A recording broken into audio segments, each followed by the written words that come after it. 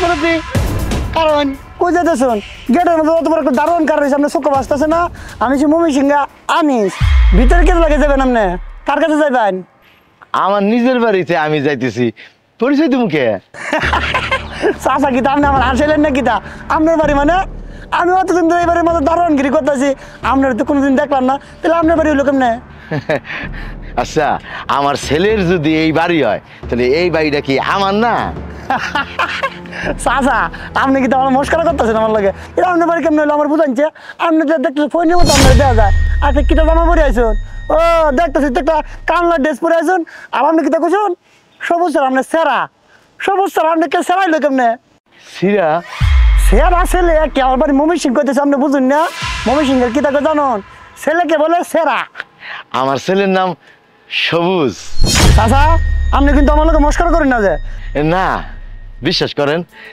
এইটা আমার ছেলের বাড়ি আমার ছেলের জন্য এই যে সবজি নিয়ে এসেছি আমার ছেলে লাউ খাইতে ভালোবাসে তারপরে ক্ষেতের লাল শাক নিয়ে এসেছি তাজা আরো অনেক সবজি নিয়ে এসেছি আমার ছেলে এখানে কি খায় না খায় এই জন্য আমি গ্রাম থেকে নিয়ে এসেছি আমার যাইতে দেন আপনারা কইতাছি আপনার বদলেন যখন না যদি মমি সিং নিজের বাড়ি খাইতে চান তাহলে তো বুঝুনি কিতা করা আমার বাড়ি ফাতা ফাতা করলাম আপনি আমার সাথে এরকম করতেছেন কে আমি অনেক দূরতে আইছি তো গ্রামতে আইছি আমার ছেলের সঙ্গে আমি দেখা করব আমার যাইতে দেন আপনি জানতে চাচা আপনি জানেন থেকে সালাম আলাইকুম স্যার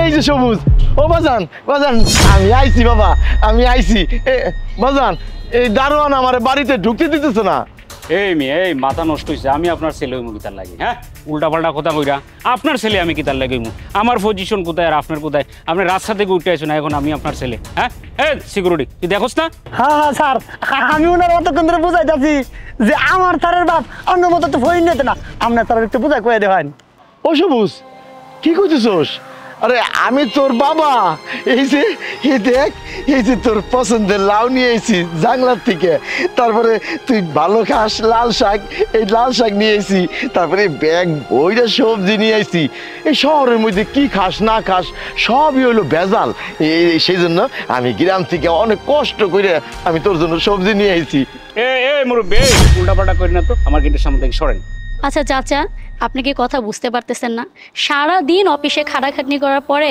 এইমাত্র আসছি মেজাজ খুব গরম আছে এখান থেকে চলে যান আর আপনি ওর বাবা মানে কিভাবে আপনি ওর বাবা হন ওর বাবা অনেক আগে মারা গেছে আমি এটা বিয়ের আগের থেকেই জানি যে ওর বাবা নেই মারা গেছে আপনি শুধু শুধু এখানে থেকে আমাদের মাথা মুথা গরম করে না এখান থেকে চলে যান যান এখান থেকে চলে যান আচ্ছা মুখ তুমি থামো তো আমি দেখছি এই জানতে চাচ্ছ আপনি জানেন থেকে ছড়ুন এই রাখ রাখ রাখ রাখ আমি দেখলাম চাচা ভাই ওসাই না আমার লোক একটু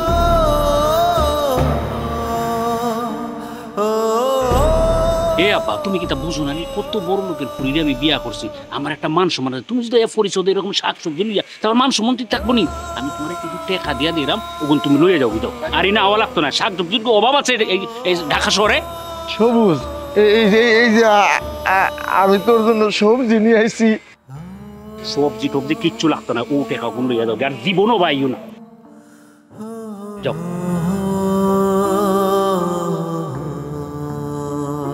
যেই পোলারে সারা জীবন মাথার গাম পায়ে ফালাইয়া মানুষ করলাম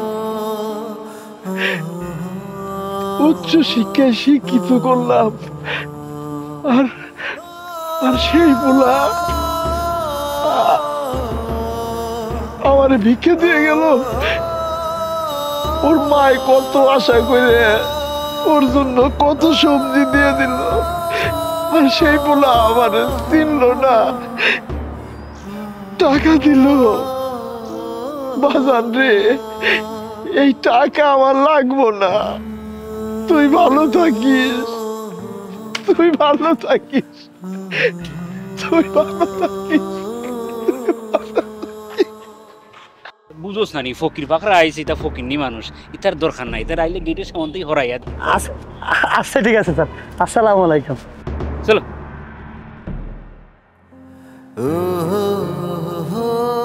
চাচা কি হয়েছে আপনার কান্না করছেন কেন ওঠেন ওঠেন ওঠেন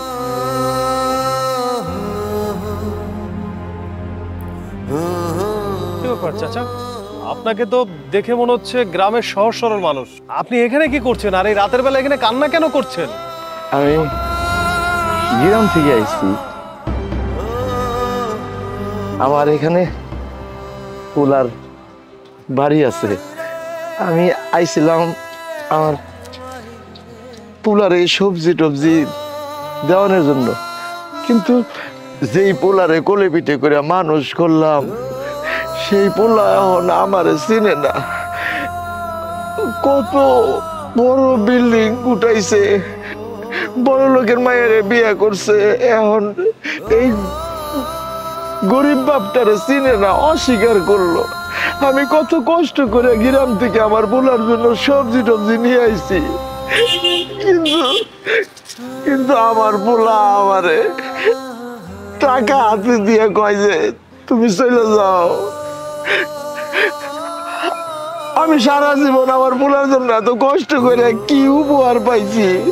বাবা রে বাবা, সারা জীবন কি বাবা মা সন্তানের কাছ থেকে আঘাত পাইয়েই যাইবো? বাবা মারা কি সন্তানের কাছ থেকে একটু সুখ পাইতে পারে না? বুঝতে পেরেছি চাচা। আসলে কি জানেন, দুনিয়ার নিয়মটাই এমন। আজকে আপনি যেটা চাবেন সেটা কিন্তু আপনি পাবেন না, আর আপনি যেটা চাইবেন না সেটাই আপনি পাবেন। আপনার ছেলের আপনাকে প্রয়োজন নেই, কিন্তু আমার প্রয়োজন আছে। বেশ কিছুদিন হলো আমার মা মারা গিয়েছে, আর আমার বাবা তার কিছুদিন পর। মা মারা যাওয়ার পরে আমার বাবাই আমাকে মানুষ করেছে। বাবাকে আমি প্রচণ্ড ভালোবাসি। আর দেখুন, আমি বাবা পাচ্ছি না, আর আপনার ছেলে আপনাকে পেয়েও আপনাকে দূর দূর করে তাড়িয়ে দিচ্ছে। যাই হোক চাচা, আপনি কি আমার বাবা হবেন? আমার একটা বাবার খুব দরকার। আমি অনেক বছর ধরে কাউকে বাবা বলে ডাকি না। না বাবা, না না বাবা, আর আমার সন্তান চাই না, কারণ সন্তানের কাছ থেকে যে আঘাত পাইছি আর আমার সন্তানের দরকার নাই বাবা। বাবা, আমি বুঝতে পেরেছি আপনি অনেক কষ্ট পেয়েছেন। আসলে পৃথিবীটাই তো এমন, যে যার মনে কষ্ট দিয়ে উপরে উঠতে পারে। আপনি কোনো কষ্ট পাবেন না। উপরে আল্লাহ আছে, আল্লাহ সবসময় মানুষের ভালো চায়। দেখুন, হয়তো আল্লাহই আপনার কাছে পাঠিয়ে দিয়েছে। আমার বাবা নেই, আপনার সন্তান নেই।